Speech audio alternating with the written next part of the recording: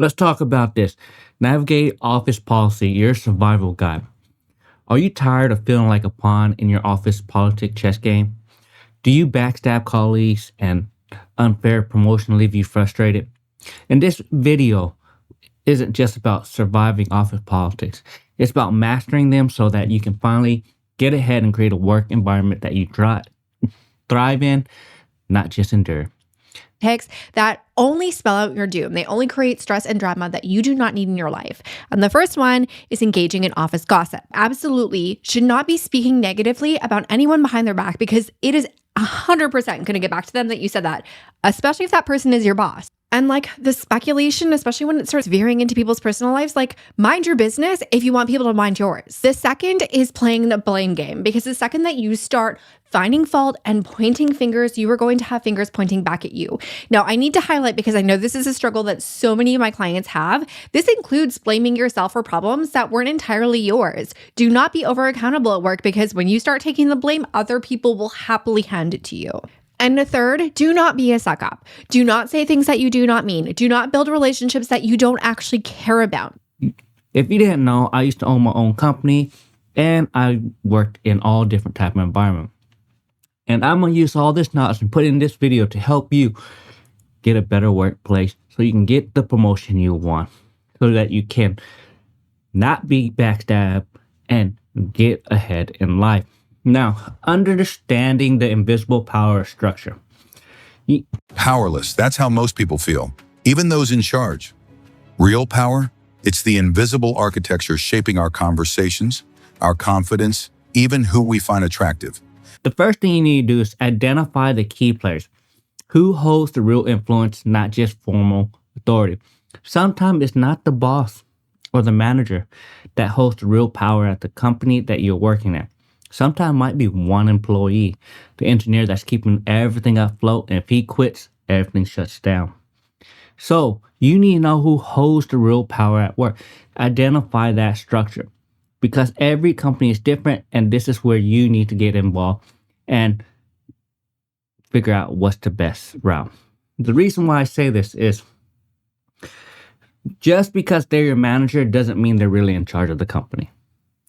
Just because they're the boss does not mean they're not a pawn themselves. So you need to understand this and get a better idea for yourself.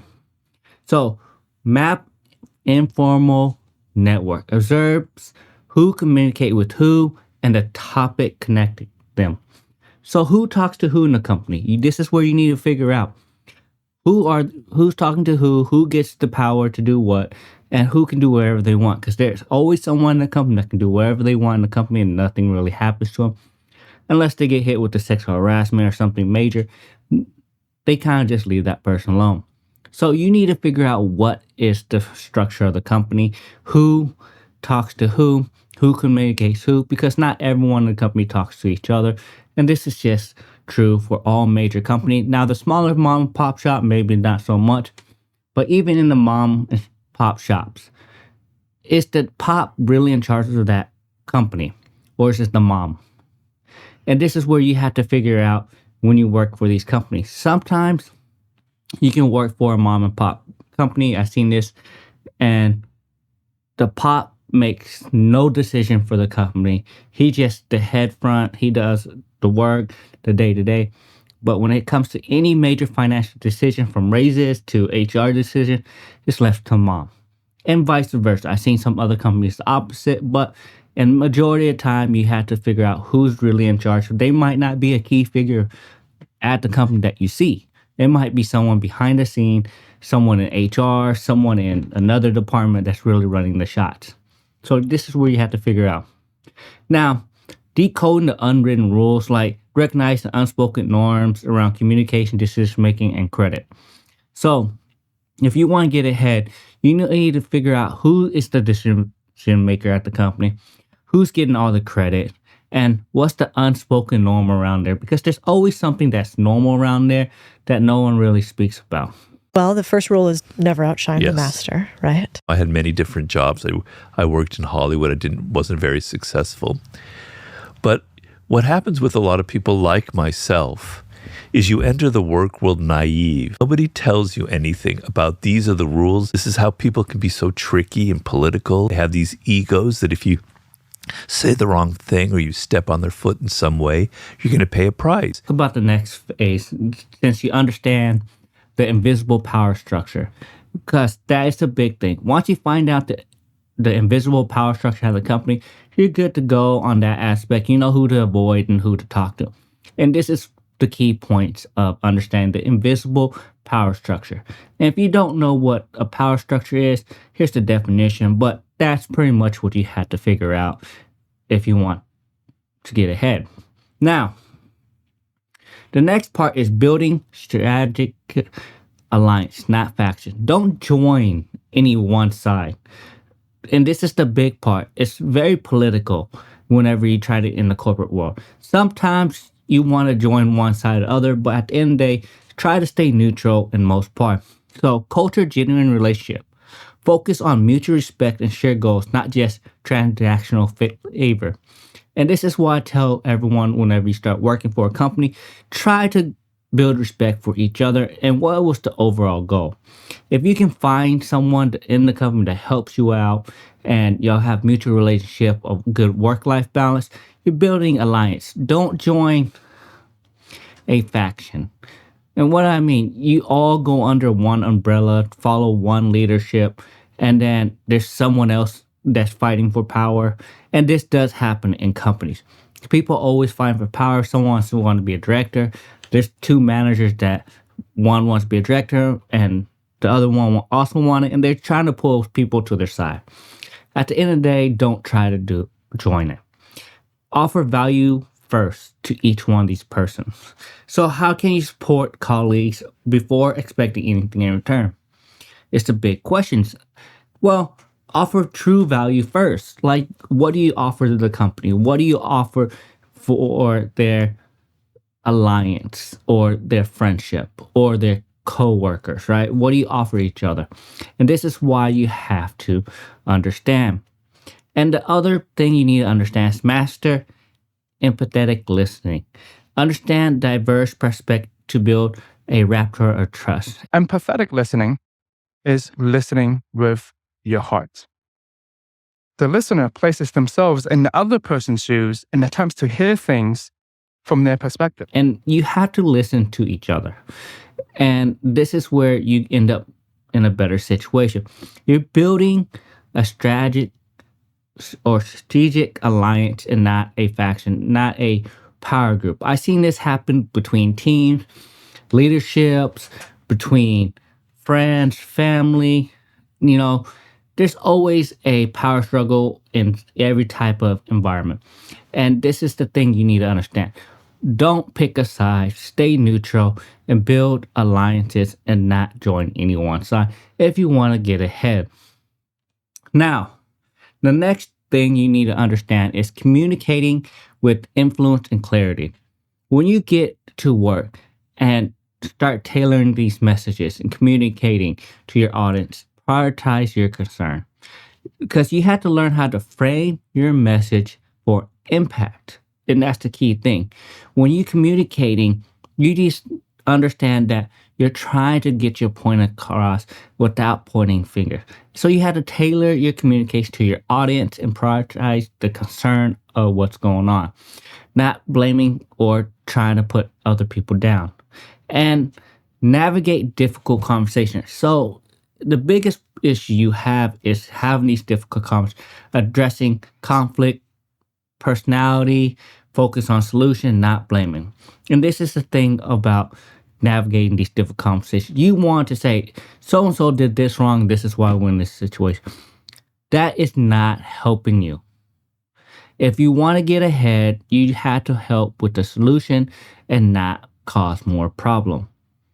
At the end of the day, that's communication with influence and clarity. I saw this issue and I will say, here's the example.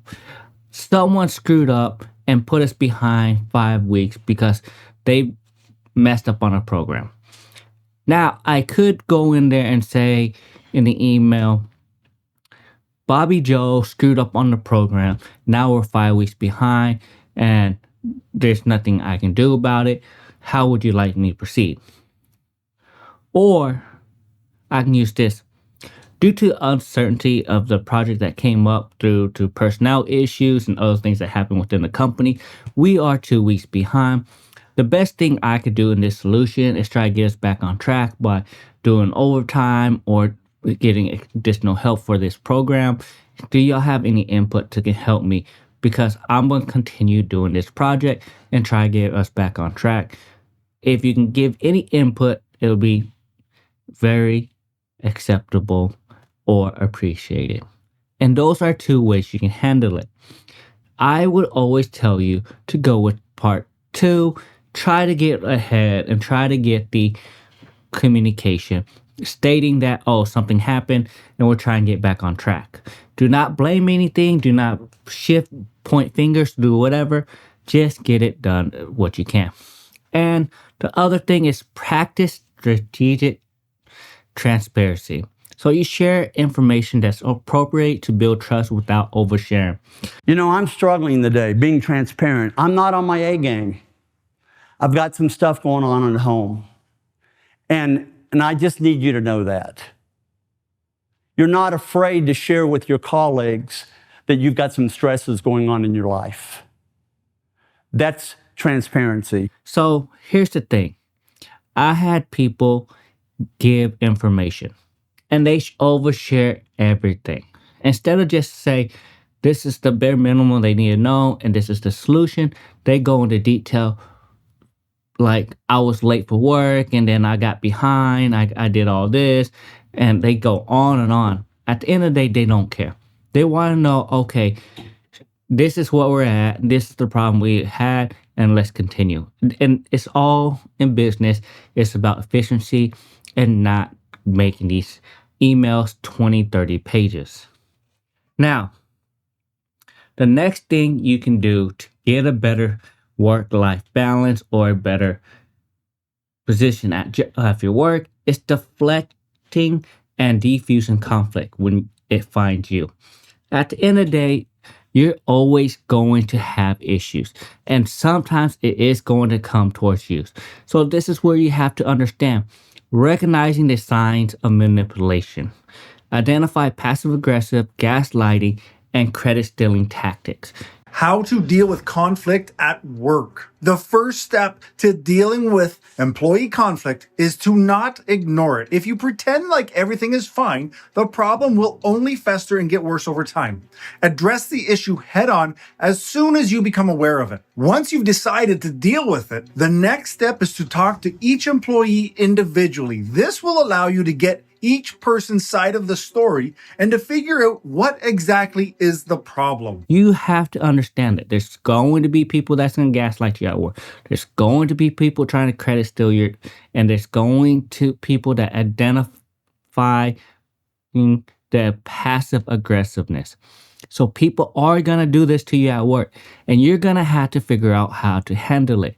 When somebody's being passive-aggressive at work, there are 2 ways to respond. Number 1, you can just leave it alone. Let them be passive-aggressive. Just say something like, oh, thank you so much, and just leave it. Just don't give it any energy. If they have something to say to you, they can just say it directly. And number 2, if you don't want to ignore the person, but you still want to respond in some way, try asking them this question. Hey, great idea in the meeting. It sounds kind of like the idea that we discussed a few weeks ago. Good job. Oh, thanks.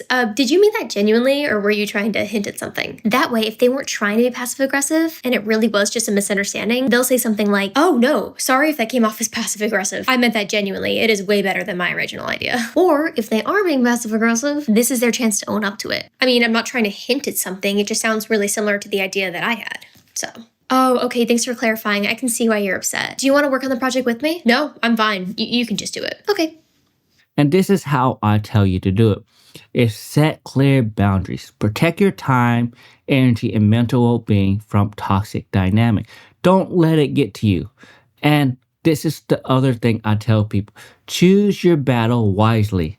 Not every situation requires direct confrontation. Sometimes silence is a strength.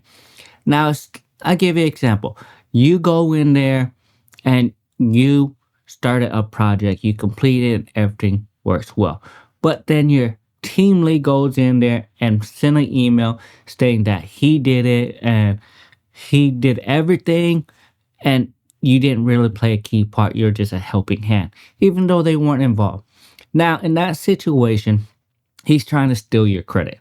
You can send an email back, say, officially, I was doing it and he didn't give me any help, but that doesn't really help you in that situation. That's going to put you in a bad situation because now he's trying to steal credit and you are now sitting there, look like you didn't do anything. Well, you could send an email appropriately saying, thank you for addressing this and telling the leadership, and my portion of the project, I did XYZ. It greatly appreciate you for sending this email and helping out with the communication. So you stated that you did the physical work and you did all this part for the project and he helped you with the communication. That's a good way to handle it, and so he can't steal all the credit. But at the end of the day, is it worth it? Because do you want that glory or do you not? Because sometimes it's not worth it. Because now you're going to cause bad blood and someone's going to get mad at you. So you have to pick and choose your battle. Now, if it's a major project that saves hundreds of thousands of dollars, millions of dollars, yes, you want the credit.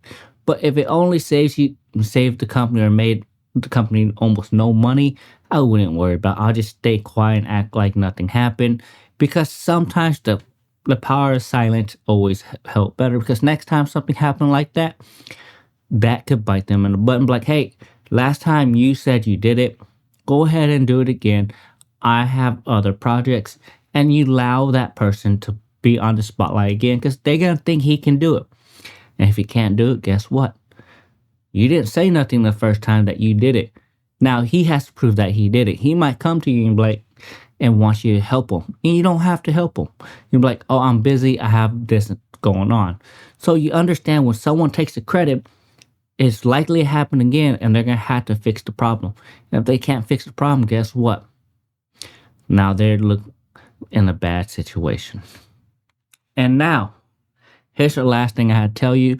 If you want to stay out of all these conflicts, it's leveraging your strength for positive influence. So here's the thing. Showing your unique value. Highlight your contribution and expertise strategically. If you're not good at communication, sometimes you have to go through and say, hey, I'm not good at communication, but mechanically, I am gifted. I can do everything that way. And you make yourself look good there.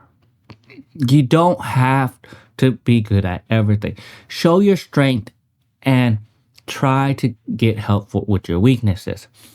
And seek out mentorship and sponsorship, which means seek out help in the company. Connect with other people that can help you grow. And avoid the people that could always nagging or complaining. So seek someone to help you out, because someone can help you communicate.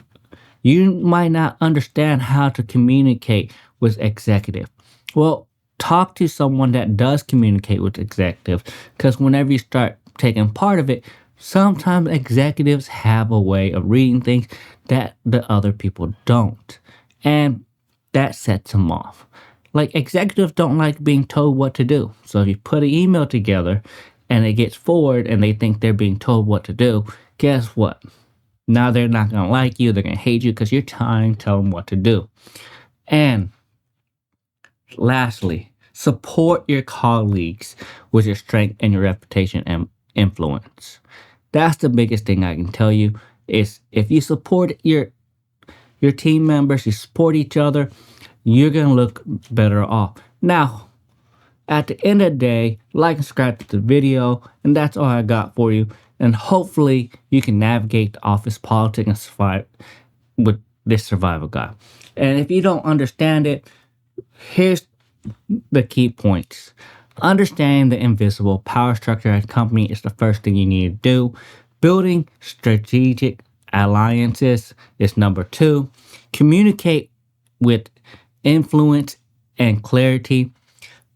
Number 4 is deflecting and diffusing conflict that's coming towards you. And number 5 is leveraging your strength for positive influences. Just do those 5 things and you'll be fine to avoid all these problems. That's all I got for you.